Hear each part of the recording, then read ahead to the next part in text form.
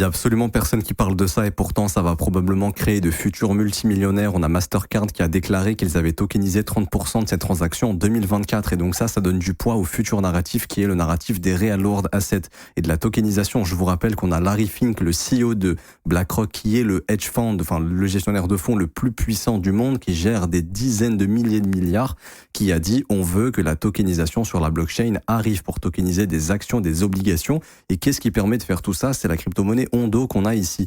La crypto-monnaie Ondo, elle est dans une phase de retracement, mais on voit qu'elle est haussière sur du long terme. Et tout naturellement, tout ce qui revient dans les zones de rechargement, ce sera extrêmement intéressant. Donc ici, si je trace la zone de rechargement, on voit qu'elle est entre les 94 centimes et les 62 centimes. On voit qu'on a eu une mèche sur le point de zone de rechargement et le marché a rebondi immédiatement. Donc on sait qu'on a de gros poissons qui sont en train de se positionner ici.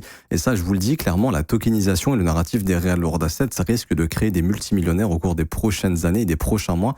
N'hésitez pas à surveiller cette crypto-monnaie qui s'appelle Ondo, O-N-D-O, car potentiellement elle pourrait exploser parce que c'est la première crypto qui est en train de tokeniser un maximum de choses et c'est clairement là-bas que ça se passe.